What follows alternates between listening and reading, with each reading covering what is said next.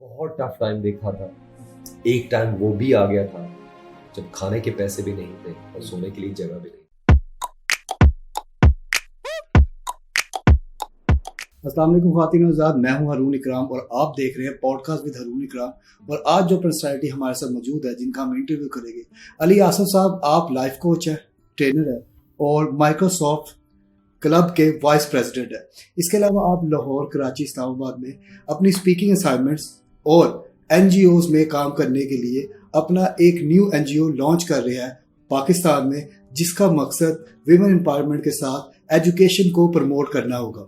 और हम इनको वेलकम करते हैं अपने शो में। अस्सलाम वालेकुम सर। वालेकुम अस्सलाम व रहमतुल्लाहि व बरकातहू। सर कैसे मजाज है आपका? बेहतरीन, आप सुनाइए कैसे आप करिएगा? शुक्र है। अच्छा सर, अपनी लाइफ स्ट्रगल बताएं कि आप किस तरह से आज इस मुकाम पे पहुंचे। देखिए जी, मैंने जो आंख खोली थी वो एक बहुत ही मिडिल क्लास से भी कम फैमिली में खोली थी, जहाँ पे लिटरली ऐसा टाइम था कि एक टाइम का खाना मिलता था तो दूसरे टाइम के खाने का कोई यकीन नहीं था कि मिलेगा या नहीं मिलेगा। और बाज दफा ऐसा होता था कि हमारे सामने खाना पड़ा होता था तो हमारी माम वो खाना उठा के फकीर को दे दिया करते थे, कहती है बेटा तुम्हारे हिस्से का तुम्हें मिलेगा। उन्होंने शुरू से हमें एक ट्रेनिंग दी थी कि बेटा लोगों के लिए आसानियां पैदा करो, ऊपर वाला तुम्हारे लिए आसानियां पैदा करेगा। उनकी शुरू से एक टीचिंग थी कि किरदार को बड़ा करना है, तुम्हारा किरदार ऐसा हो which inspires people, not impress them. तो उसी बेस पे लाइफ की स्ट्रगल शुरू की, बहुत ज्यादा टफ टाइम देखा, फिर आहिस्ता आहिस्ता लाइफ में ग्रो करना शुरू किया, एजुकेशन मुकम्मल की और उस सोसाइटी में एजुकेशन मुकम्मल की जिस सोसाइटी में उस टाइम पे एजुकेशन का कल्चर ही नहीं था। और मेरी मम खुद अनपढ़ है, उसके बावजूद उन्होंने हमें पढ़ाया।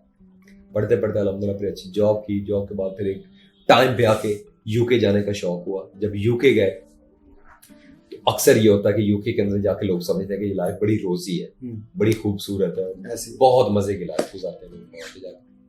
तो जब गया था, जिन साहब ने मुझे पिक किया था, दूसरे दिन ही उन्होंने मौजरत कर ली कि मैं आपको नहीं रख सकता, क्योंकि सर्टन मुझे अपने लैंडलॉर्ड की बातें माननी है, तो मैं आपको इतना ही अफोर्ड कर सकता हूँ। बहुत टफ टाइम देखा था। एक टाइम वो भी आ गया था जब खाने के पैसे भी नहीं थे और सोने के लिए जगह भी नहीं थी।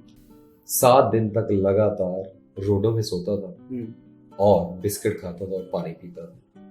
और एक लम्हा वो आ गया when I asked myself a question, why I'm doing all this donkey work?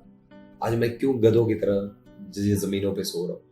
आज मैं क्यों घर के बिस्तर के बजाय यहाँ पे सो रहा हूँ? आज क्यों मैं भूखा सो रहा हूँ? कितना ही आसान है कि मैं वहां से निकल के वापस चला जाऊं और वही आसाइशों वाली जिंदगी गुजारूं। लेकिन एन उसी वक्त मेरी जात ने मुझे बताया कि नहीं, फेल होना पर्पस ही नहीं लाइफ में, क्योंकि मेरी लाइफ में एक ही प्लान रहा, प्लान ए।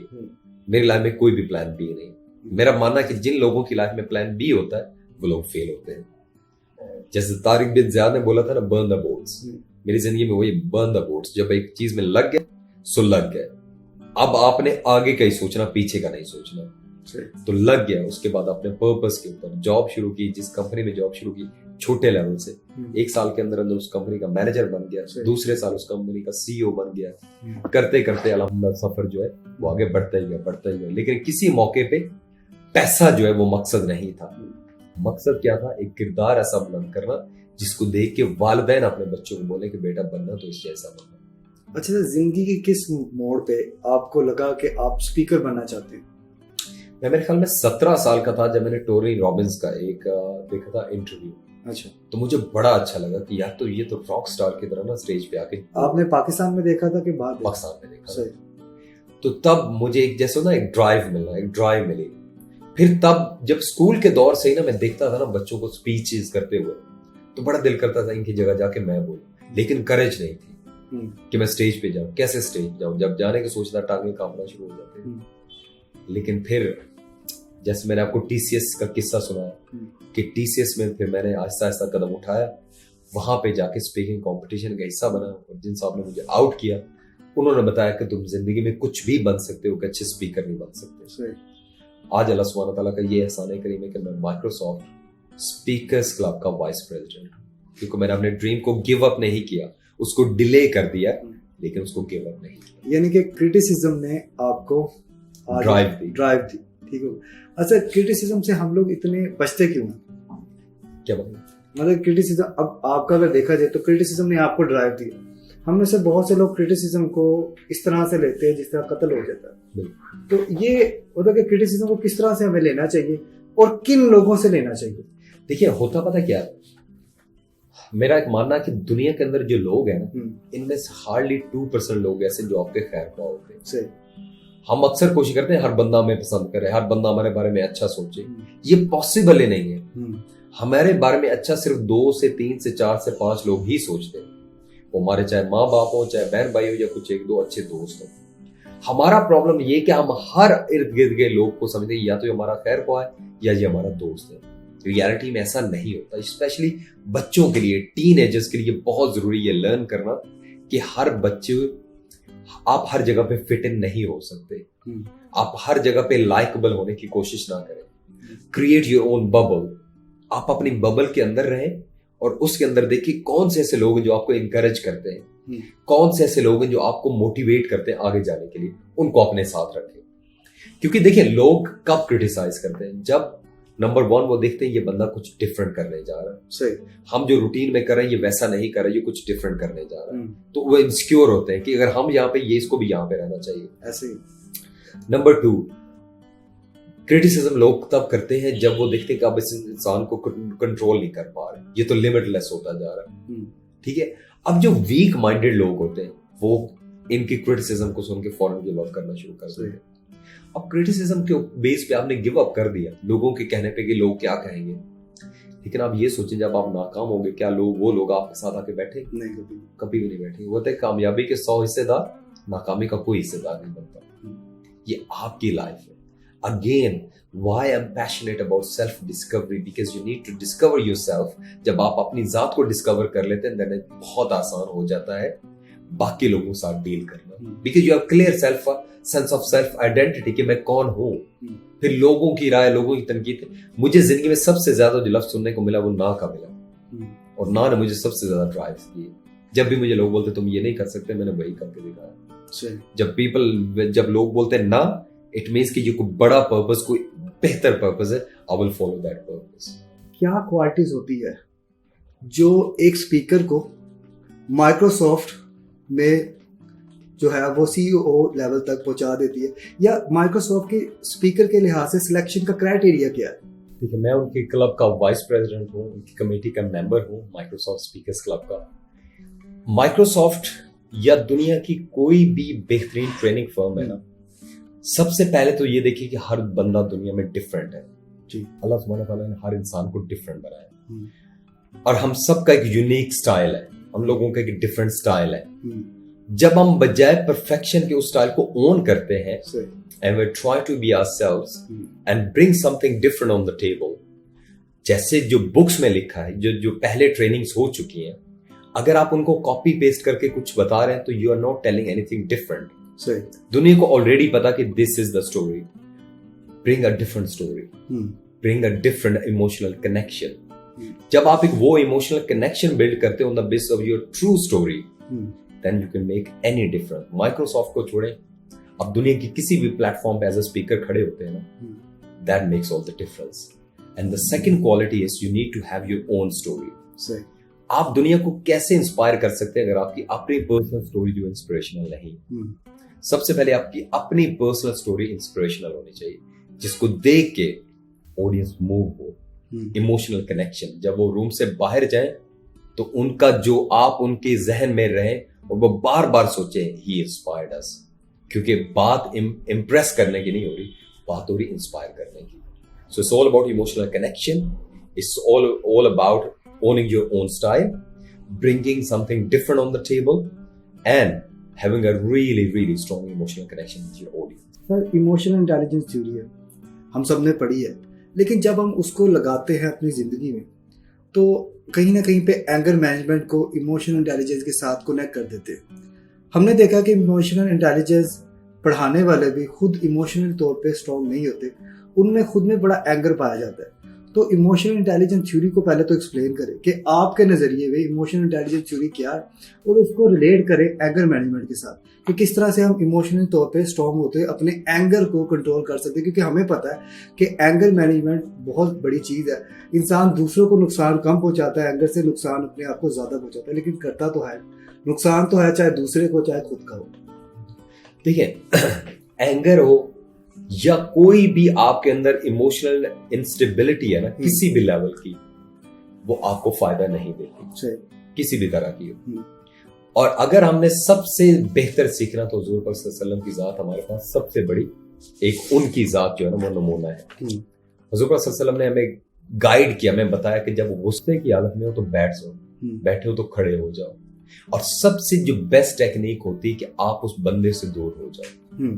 क्योंकि गुस्से की हालत में आप जो बोलते हैं ना वो लफ्ज बोलते हैं जिनका वजूद ही कोई नहीं होता, जो बेईमानी होते हैं। क्योंकि गुस्सा पता क्या होता है, किसी और के किए की सजा आप अपने आप जात को दे रहे होते हैं। जब आप गुस्सा करते हैं तो टेक्निकली आप अपनी जात को सबसे पहले डैमेज कर रहे हैं। आपके अंदर आपके hormones negative energy, negative vibes create कर रहे होते हैं।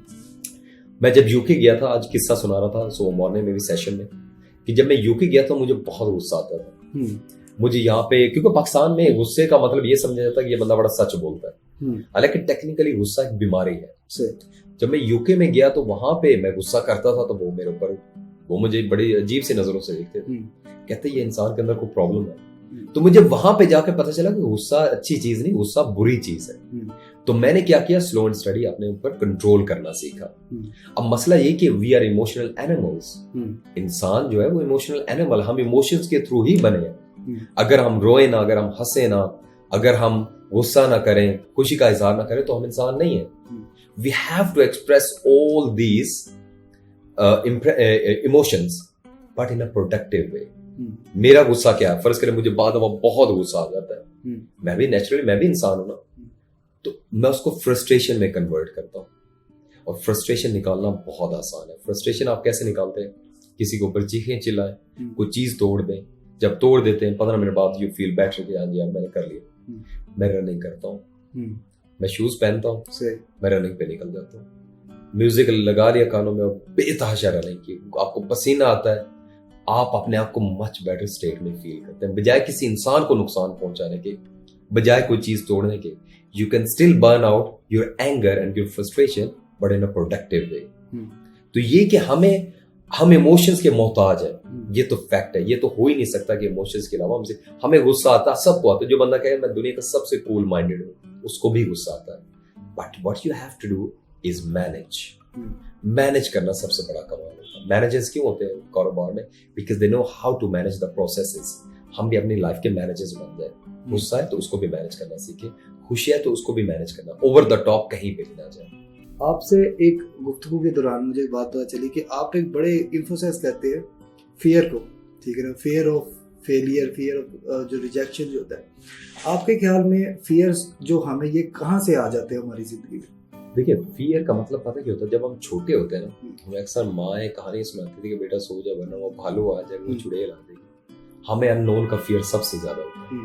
जो चीज हमने देखी नहीं ना, जो चीज हम देख लेते हैं हम उससे नहीं डरते, लेकिन जो हम नहीं देखते ना उससे हम बहुत ज्यादा डरते हैं। मौत हमने किसी ने नहीं देखी, जो हम जिंदा हमने तो मौत कभी भी नहीं देखी, लेकिन हमें सबसे ज्यादा डर मौत का होता है। ठीक है, अननोन जो चीज होती है ना, जो चीज आपने देखी नहीं, चुड़ैलें होगी, जिन होगी, इनका हमारे दिल में बहुत ज्यादा खौफ होता है। क्योंकि इस खौफ क्या होता है कि you are entering into unknown territory, एक बिल्कुल अननोन टेरिटरी जिसके अंदर आप एंटर हो गए। अब हमारा दुनिया के अंदर जो फियर है वो हमें क्यों सबसे ज्यादा होता है? सबसे बड़ा फियर होता है फियर ऑफ फेलियर होता है, कि मैं नाकाम हो जाऊंगा तो क्या हो जाएगा। ठीक है, नाकामी टेक्निकली सबसे बड़ा इंसान का खौफ होता है ना कि जी टैलेंट तो मेरे अंदर बहुत ज्यादा, लेकिन मैं नाकाम हो जाऊंगा तो क्या होगा। हमें सबसे पहले बच्चों को राइट फ्रॉम डे वन एक चीज गाइड करनी है कि बच्चों जो खौफ है ना, जो ये डर है या जो नाकामी है, ये जिंदगी का हिस्सा है। ठीक है, आप मुझे ये बताएं ना, हर बच्चे को पेरेंट्स, उसके टीचर, उसकी भाई, उसके इर्द गिर्द जितने लोग हर टाइम पे एक ही चीज गाइड करते हैं कि कामयाब होना, कामयाब होना, कामयाब होना। लेकिन आपको पता कामयाबी क्या है? नाकामी को डील करने का नाम कामयाबी। हमें बार बार नाकाम होना पड़ता है, लेकिन नाकामी का मतलब ये नहीं होता कि you are done and dusted. नाकामी का मतलब ये होता है कि अभी आपका टाइम नहीं, या खालिक कायनात ने आपके लिए कुछ बेहतर रखा है, या आपके अंदर वो एबिलिटीज नहीं है। बजाय विक्टिम मेंटालिटी डेवलप करने की या फियरफुल होकर पीछे बैठने के, no, you have to go through it. एक इंग्लिश का एक टर्मिनोलॉजी है, ट्रस्टिंग द प्रोसेस।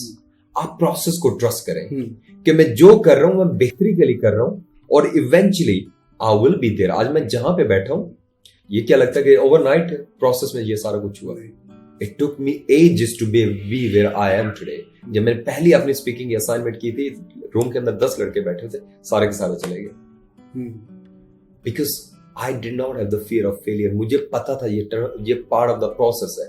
लोग मुझे रिजेक्ट करेंगे, मेरा मजाक उड़ाएंगे, जैसे हुजूर पाक सल्लल्लाहु अलैहि वसल्लम के साथ हुआ था। जब हुजूर पाक सल्लल्लाहु अलैहि वसल्लम ने इस्लाम फैलाया था तो लोगों ने उनका थोड़ा मान लिया था, पत्थर फेंकते थे, कूड़ा करकट फेंकते थे, लेकिन हुजूर पाक सल्लल्लाहु अलैहि वसल्लम ने हमें एक मिसाल अपने कैरेक्टर से दी, don't give up, just carry on, carry on. Failure is part of the process. जो डर होता है ना, वो यहां पे होता है, और यहीं से डर निकलता है। और डर कैसे निकलता है? Just do that. अस्सलाम वालेकुम, मेरा नाम है अली आसिफ। मैं मोटिवेशनल स्पीकर और लाइफ कोच हूं, और माइक्रोसॉफ्ट स्पीकर्स क्लब यूके का वाइस प्रेसिडेंट भी हूं। आप सबसे बोलूंगा कि इनके चैनल को सब्सक्राइब करें, बेल का आइकन लाजमी दबाएं। Thank you.